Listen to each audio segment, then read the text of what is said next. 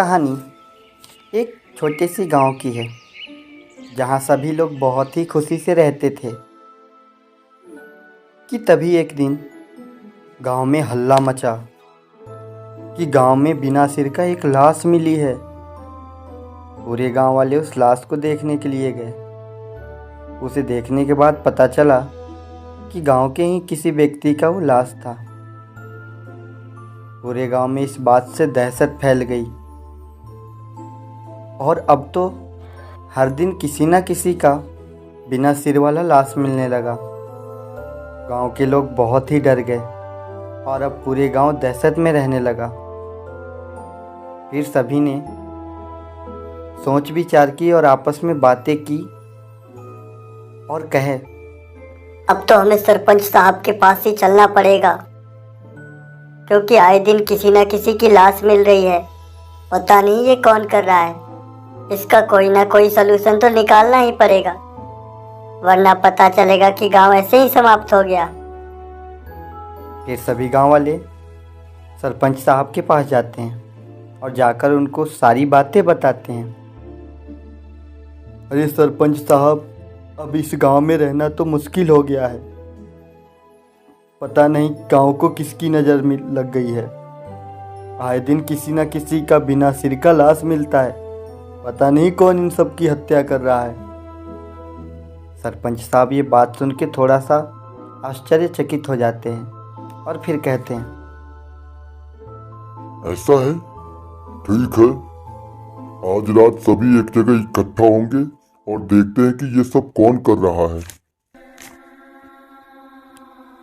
और सभी लोग अपने अपने घर चले जाते हैं और रात होते ही सभी गांव वाले एक जगह इकट्ठा होते हैं। धीरे धीरे रात बीतने लगती है और जैसे ही रात का 12 बजते हैं कि एक बहुत ही भयानक चेहरे वाली औरत हाथ में गुब्बारे लिए आ रही होती है। गांव के सभी लोग डर जाते हैं, क्योंकि जितने लोग मरे थे उन सबका सिर का गुब्बारा बना के वो औरत घूम रही थी और बोल रही थी, गुब्बारे ले लो गुब्बारे, सुंदर सुंदर गुब्बारे, आओ गुब्बारे ले लो गुब्बारे। गांव वाले उस औरत को पीछा करने लगते हैं और उसके पीछे पीछे थोड़ी दूर जाते हैं कि वो औरत गायब हो जाती है। सभी गांव वाले उसे ढूंढने लगते हैं, लेकिन वो पता नहीं कहाँ गायब हो जाती है। सरपंच साहब सभी गांव वालों से कहते हैं, सभी गांव वालों से मेरा अनुरोध है कि जब तक ये चुड़ैल पकड़ी नहीं जाती, कोई भी अकेले रात को घर से बाहर नहीं आएगा, कहीं नहीं जाएगा। और सभी गांव वाले अपने अपने घर चले जाते हैं।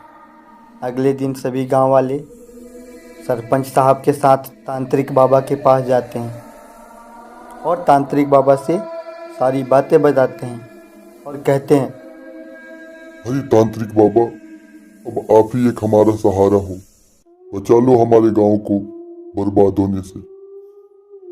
पता नहीं एक चुड़ैल है, वो आए दिन किसी ना किसी का सिर काट के ले जाती है और लाश को गांव में ही छोड़ जाती है, और इसके दहशत से पूरे गांव वाले सहम गए हैं। अच्छा ऐसी बात है क्या? ठीक है, तो आज रात हम सभी गांव वाले मिलते हैं और देखते हैं वो चुड़ैल कब आती है और उसे हम पकड़ लेंगे। और सभी गांव वाले तांत्रिक बाबा के साथ रात को गांव में आते हैं। फिर वापस जैसे ही रात का 12 बजता है, वापस वो चुड़ैल हाथों में सभी मरे हुए आदमी का गुब्बारा बनाकर आती है।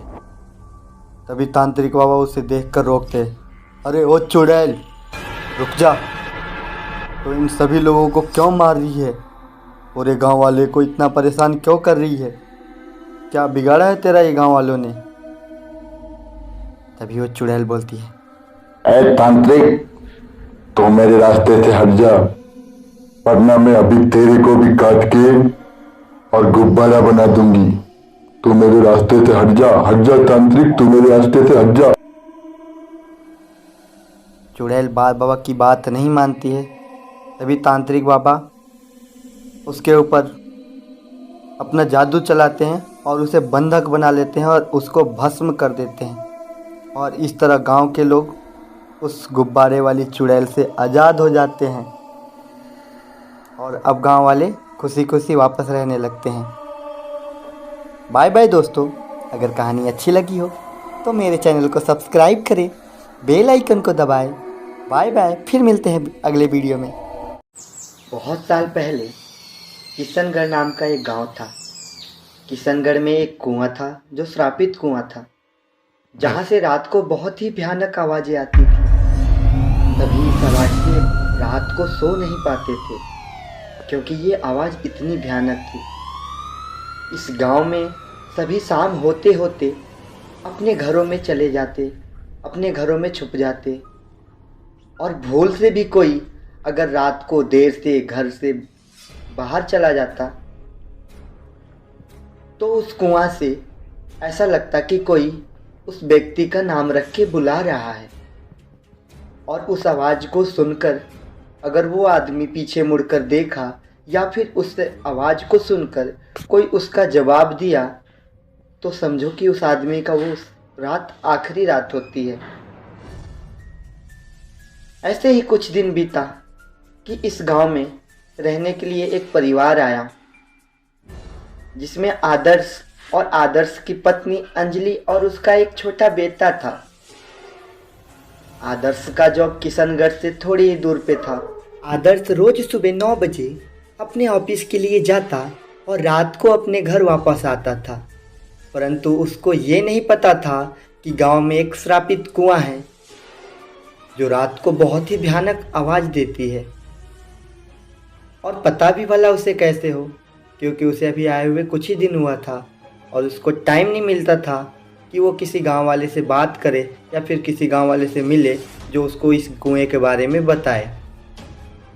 फिर एक दिन आदर्श ऑफिस जाने के लिए तैयार हो जाता है और अपने पत्नी से कहता है, अरे अंजलि, सुनती हो? अरे जल्दी मेरा टिफिन पैक कर दो। तुमको तो पता है मेरा बॉस थोड़ा भी लेट होता है तो मेरे को कितना सुनाता है, और तुम हो कि एक टिफिन पैक करने में इतना टाइम लगाती हो। हाँ हाँ, ला रही हूँ, वही कर रही हूँ बाबा, थोड़ा तो सब्र रखो, अभी ला रही हूँ। ये लो अपना टिफिन। ठीक है, थैंक यू। अब मैं जा रहा हूँ, तुम अपना ख्याल रखना और टाइम पे खाना खा लेना। मेरे आने का इंतज़ार मत करना क्योंकि आज मेरे को आने में थोड़ा देर हो जाएगी। हाँ जी ठीक है, आप मेरा टेंशन मत लो, मैं समय पे खाना खा लूँगी। और वैसे भी मेरे को तो दिन भर घर में ही रहना है, लेकिन आप याद रखना कहीं काम के चक्कर में खाना ही ना भूल जाना, ठीक है?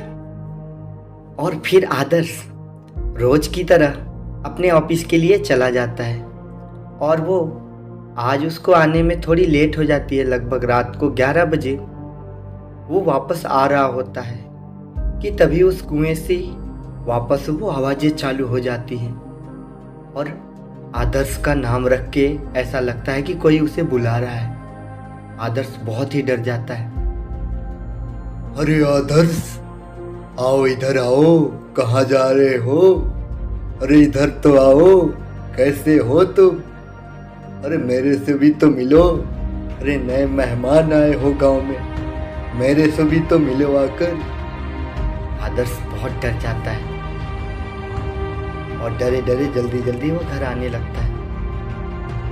तभी फिर उसको वापस कोई आवाज़ देता है, अरे आदर्श, इतना भी क्या घमंड, अपने पड़ोसियों से नहीं मिलोगे क्या? आओ आओ आओ, यहाँ कुएं के पास तो आओ, मैं यहीं पे हूँ। आदर्श मुड़ कर देखता है लेकिन उसे कोई दिखाई नहीं देता है और आदर्श मुड़ने के ही गलती कर बैठता है। आदर्श जैसे ही मुड़ता है ऐसे लगता है कि कोई उसे खींच कर ले जा रहा है। आदर्श चिल्लाने लगता है, बचाओ बचाओ, मुझे कोई बचाओ, बचाओ, इस आंधी तूफान से मुझे कोई बचाओ। और देखते देखते ही थोड़ी देर में आदर्श वहां से गायब हो जाता है। और इधर आदर्श की पत्नी आदर्श का इंतजार कर रही होती है। आदर्श को फ़ोन लगाती है परंतु आदर्श का फ़ोन स्विच ऑफ आता है। अंजलि बहुत डर जाती है, सहम जाती है। बेचारी करे भी तो क्या करे, क्योंकि वो इस गांव में नई है, वो तो किसी को जानती भी नहीं, जाकि ताकि वो किसी से मदद मांग सके। अंजलि अब इंतज़ार करने लगती है। अंजलि को ऐसा लगता है कि शायद उनको ऑफिस में कोई काम होगा, इसलिए देर हो गई। लेकिन फिर भी वो थोड़ा सा डर जाती है, क्योंकि आदर्श का फ़ोन जो स्विच ऑफ आ रहा था, और अंजलि के पास तो दूसरा किसी का नंबर भी नहीं था जो किसी को कॉल करके वो पता लगाए कि आदर्श कहाँ है। अंजलि बैठी बैठी सोच रही थी। अंजलि के पड़ोस में ही एक चाचा रहते थे। अंजलि उस चाचा के पास जाती है और चाचा से कहती है, अरे चाचा, आज वो ऑफिस गए थे और अभी तक लौट कर नहीं आए और उनका फोन भी नहीं लग रहा है। क्या आपको कुछ पता है क्या? अरे बेटे, आदर्श तो मेरे को भी कुछ बता के नहीं गया। तुम चिंता मत करो, हो सकता है कि उसको ऑफिस में कुछ ज़्यादा काम हो, वो जल्द ही आ जाएगा। तुम आराम से सो जाओ, ज़्यादा चिंता मत करो बेटी, जाओ तुम सो जाओ। फिर अंजलि वापस अपने घर आकर रात भर सोती नहीं है और इसी चिंता में रहती है कि आदर्श आखिर अभी तक आया क्यों नहीं। तभी सुबह गांव वाले सभी शोर मचाते हैं। अरे पता नहीं, कुएं के पास किसी की लाश है, पता नहीं कौन है। अंजलि डर जाती है और दौड़ी दौड़ी उस कुआं के पास जाती है, और जाकर जब देखती है तो अंजलि के तो होश ही उड़ जाते हैं, क्योंकि ये लाश किसी और की नहीं बल्कि आदर्श की थी। ऐसा लगता था कि कोई हैवानियत से आदर्श का कत्ल कर दिया हो। अंजलि रोने लगती है। मैंने किसी का क्या बिगाड़ा था? आदर्श तो यहाँ किसी को जानते भी नहीं थे। ऐसा कौन कर सकता है? तभी गांव वाले कहते हैं, अरे अंजलि, ये किसी और का नहीं, इस श्रापित कुएं का नतीजा है, क्योंकि इस रास्ते से रात में कोई आता जाता नहीं।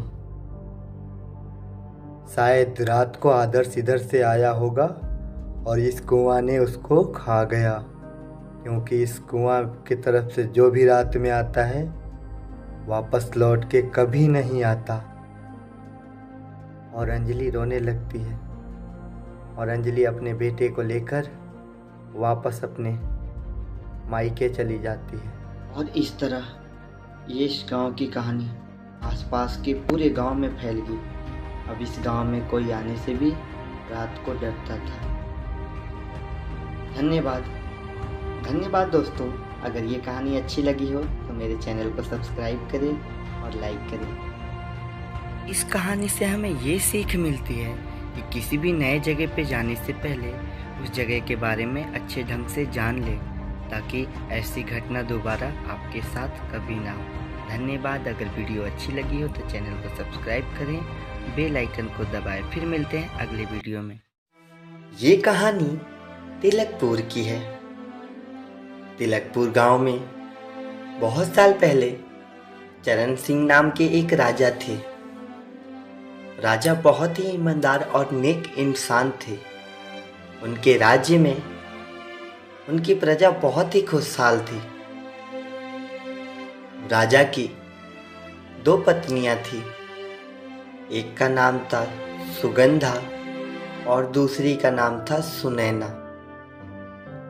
सुगंधा बहुत ही नेक और ईमानदार थी, लेकिन सुनैना उतनी ही क्रूर और वो डायन थी, क्योंकि वो आए दिन तांत्रिक के पास जाया करती थी। परंतु इस बात का राजा साहब को बिल्कुल पता नहीं था। दोनों रानियों के एक एक बेटे थे और दोनों रानियों में आपस में कभी नहीं बनता। आए दिन इन लोगों का कोई ना कोई बात को लेकर लड़ाइयाँ होती रहती थी। और राजा इन सब बातों को लेकर बहुत ही चिंतित रहते थे। धीरे धीरे समय बीतता गया और दोनों राजकुमार बड़े होने लगे और दोनों रानियों में अब धीरे धीरे और भी लड़ाइयाँ होने लगी और राजा साहब और ज़्यादा चिंतित रहने लगे। एक दिन राजा साहब अपने बड़ी रानी यानी कि सुगंधा से बातें कर रहे थे और बोल रहे थे, अरे सुगंधा, मेरे को तो बहुत चिंता होती है। पता नहीं मेरे मरने के बाद इस राज्य का क्या होगा, क्योंकि तुम दोनों का तो आपस में कभी बनता ही नहीं है। तुम अपने बेटे के राज्य के लिए लड़ती हो, वो अपने बेटे के राज्य के लिए लड़ती है, लेकिन मैं तो इस राज्य के लिए ही जीता हूँ। मेरे को इस राज्य पाठ से कोई मतलब नहीं है, मैं तो अपने प्रजा के लिए ही जीता हूँ। पता नहीं मेरे मरने के बाद मेरे प्रजा का क्या होगा, भगवान ही बेड़ा पार लगाएगा इस राज्य का। इतना बात करते हुए सुनैना चुपके से सुन रही थी और ये बात उसे बहुत ही बुरा लगा। और सुनैना निश्चय कर लेती है कि आने वाले पूर्णिमा की रात राजा साहब और बड़ी रानी का आखिरी रात होगा और वो तांत्रिक बाबा के पास जाती है और कहती है, अरे तांत्रिक बाबा, अब मेरे से और नहीं रहा जाता। कब तक मेरे बेटे को ये राजी पाठ मिलेगा? मैं तो परेशान हो गई हूँ। राजा साहब तो मेरी बात तो सुनते नहीं है, वो सिर्फ बड़े रानी में ही लगे रहते हैं। अरे रानी साहब, आप ज्यादा मत घबराओ, रुक जाओ, इस पूर्णिमा इनकी खात्मा ही कर देते हैं। आप थोड़ा सब्र रखो। फिर रानी वापस घर आ जाती है और वो पूर्णिमा की रात का इंतजार करने लगती है। जैसे ही पूर्णिमा की रात आती है, रानी वापस तांत्रिक बाबा के पास जाती है और तांत्रिक बाबा से जादू टोना करवा कर राजा साहब और बड़ी रानी और उनके बेटे को मारवा देती है और मरवाने के बाद उनके लाशों को महल के अंदर ही दफना देती है। और अब महल में सुनैना का ही राज होता है। कुछ दिन सही से बीतता है और उसके बाद कुछ अजीबो घटना होने लगती है। रानी परेशान हो जाती है क्योंकि ये घटना बहुत ही आश्चर्यजनक है। कभी रात में अजीब अजीब प्रकार की आवाज़ें आना, तो कभी कांच टूटना, ऐसे लगता कि कोई परेशान कर रहा है। रानी तांत्रिक बाबा को बुलाकर और अपने घर को दिखलवाती है। तांत्रिक बाबा बोलते हैं, अरे रानी साहिबा, ये तो राजा साहब और रानी का आत्मा है जो तुम्हें परेशान कर रहा है। इस घर को तुम बेच दो, वरना तुम भी जिंदा नहीं रहोगी। अरे नहीं नहीं तांत्रिक बाबा, कोई तो उपाय होगा, कोई तो उपाय करके आप इस महल को बचा लो। मैं कुछ नहीं कर सकता। आपकी भलाई इसी में है कि इस महल को बेच दो और कहीं और चले जाओ। फिर रानी उस महल को एक आदमी को बेच देती है और बेचकर उस महल को छोड़ के वो कहीं और चली जाती हैं। अब उस महल में रहने के लिए वो आदमी आता है। वो आदमी बहुत ही नेक और ईमानदार था। वो आदमी अपने फैमिली के साथ रहने के लिए आता है, परंतु अभी भी वो घटनाएं उसके साथ होने लगती है जो रानी के साथ हो रही थी। राजा और बड़ी रानी का आत्मा इनको भी परेशान करता है। अब ये परेशान हो जाते हैं और तांत्रिक बाबा को वापस बुलाते हैं। तांत्रिक बाबा जैसे आते हैं तो बताते हैं कि इस महल में राजा और रानी को दफनाया गया है, जिनकी आत्मा अभी इस महल में भटक रही है। अरे बेटा, इसमें तो राजा साहब और बड़े रानी और उनके पुत्र की आत्मा भटक रही है, क्योंकि उनका शरीर इस महल में दफनाया गया है। उनके शरीर को जब तक निकाल के दाह संस्कार नहीं करेंगे तब तक उनकी आत्मा इस महल में ही भटकती रहेगी और आपको परेशान करती रहेगी। नहीं नहीं पापा, कोई तो उपाय लगाओ। इसके लिए मुझे क्या करना पड़ेगा, आप बताओ। बेटा, हमें उनके लाश को निकाल कर और वापस उनकी दाह संस्कार करनी पड़ेगी और उनकी अस्थियों को गंगा में विसर्जित करना पड़ेगा, तब जाके उनके आत्मा को मुक्ति मिलेगी और फिर ये महल आजाद हो जाएगा। फिर वो आदमी बाबा के कहे अनुसार महल से राजा साहब, रानी और उनके बेटे का लाश को निकलवा कर और लाश को वापस जलाकर उनकी अस्थियों को गंगा नदी में विसर्जित कर देते हैं और उसके बाद वो महल उस आत्मा से मुक्त हो जाता है और वो आदमी आराम से उस महल में रहने लगता है। बाय बाय दोस्तों, अगर आपको ये कहानी अच्छी लगी हो तो चैनल को सब्सक्राइब करें और वीडियो को ज़्यादा से ज़्यादा शेयर करें और लाइक करें। धन्यवाद। फिर मिलते हैं अगले वीडियो में। ये कहानी रघुनाथपुर गांव की है। रघुनाथपुर गांव में रामू चाचा रहते थे। उनका एक भतीजा था जो शहर में रहता था। वो रामू चाचा से मिलने के लिए गांव आया हुआ था, परंतु वो जिस दिन आया था वो दिन अमावस्या की दिन थी। रामू चाचा का गांव जो था वो शहर से काफ़ी दूर था और वहाँ से आने जाने की कोई सुविधा भी नहीं थी। परंतु रमेश, जो रामू चाचा का भतीजा था, उसे आज ही गांव से शहर जाना था। परंतु गांव से शहर जाने के लिए बस स्टैंड जो थी वो घने जंगलों के बीच में था और उस घने जंगलों का बहुत ही रहस्यमय कहानी थी। रामू चाचा रमेश से बार बार बोल रहे थे और कह रहे थे, अरे बेटा, आज तू यहीं रुक जा। आज अमावस्या की रात है। आज के दिन रात को कोई बस स्टैंड से बस में कहीं आता जाता नहीं है, क्योंकि आज के रात वहाँ से भूतों की बस निकलती है। अगर उस बस में कोई बैठ जाए तो वो जिंदा वापस नहीं आता है। मैं तो चाहूँगा कि तुम भी आज मत जाओ और आज मेरे पास ही रुक जाओ। तभी रमेश बोलता है, अरे चाचा, आप भी इन सब बातों में विश्वास करते हो। मैं एक पढ़ा लिखा आदमी हूँ, मैं एक पढ़ा लिखा इंसान हूँ। मैं इन सब बातों में कोई विश्वास नहीं रखता। मुझे आज जाना बहुत ज़रूरी है, क्योंकि सुबह ही मेरा ऑफिस है और मैं ऑफिस से छुट्टी बिल्कुल भी नहीं ले सकता।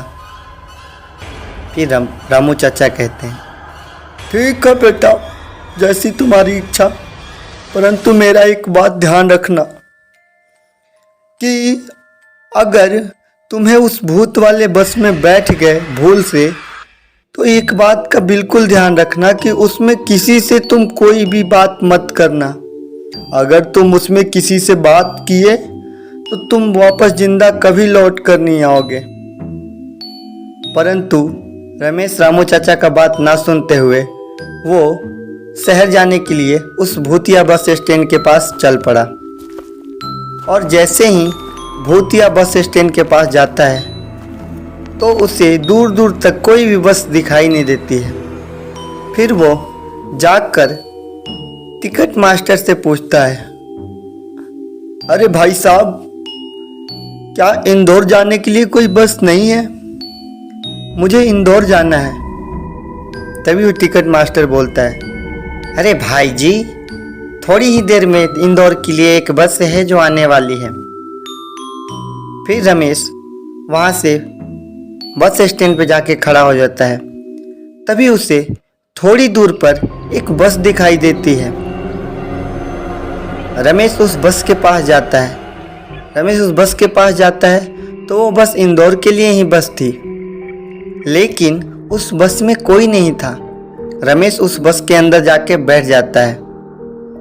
रमेश उस बस के अंदर काफ़ी देर बैठा रहता है, परंतु कोई नहीं आता। रमेश जैसे ही उठकर उस बस से निकलने को जाता है, तभी उसका कंडक्टर आ जाता है। अरे भाई साहब, कहाँ चल दिए? तभी रमेश बोलता है, अरे भाई जी, मैं तो कब से बैठा हूँ, ना तो इसमें कोई सवारी आ रही है, ना ही इस बस का कोई ड्राइवर है, मेरे को जल्द ही जाना है।